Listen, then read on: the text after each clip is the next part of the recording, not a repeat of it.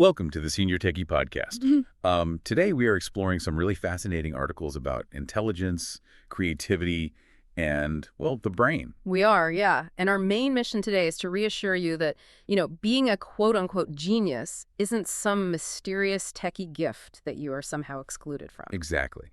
It is a muscle that you can train.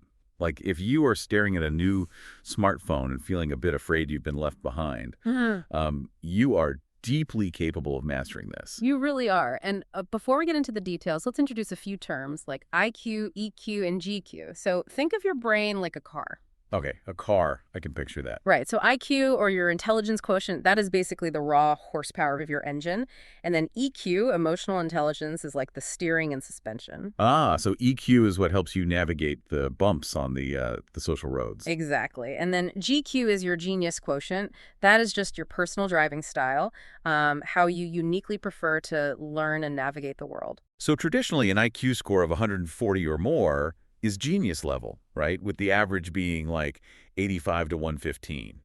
But wait, if IQ is just the horsepower, doesn't that mean we can still enjoy a beautiful road trip using our EQ and GQ? Oh, absolutely. Modern psychology completely agrees with that. Intelligence is not fixed at all, and researchers really celebrate little c, which is, everyday creativity. I love that. And everyday creativity is so important that there's even a national reveal, the Genius Within Day, right? Yes, there is. It is on April 16th, honoring Shokar Nakpodia, and it's dedicated to bridging the gap between people through genuine conversation and shared ideas. Which is wonderful. Yeah. So since we all possess this everyday genius, I guess the next logical step is learning how to actually flex that creativity muscle. Right, and we have a couple of great methods for that. The Yeah. first is the Pomodoro method, which is kind of like baking cookies in small batches so you don't burn out. Baking cookies. Yeah. How does that work for learning new technology? Well, you just focus on a task for 25 minutes and then you take a mandatory 5-minute break. Wait, if I am finally in the zone, like figuring out a new app, doesn't stopping every 25 minutes just interrupt my flow state? It sounds like it would, yeah, but neurobiologically, that short break prevents cognitive fatigue.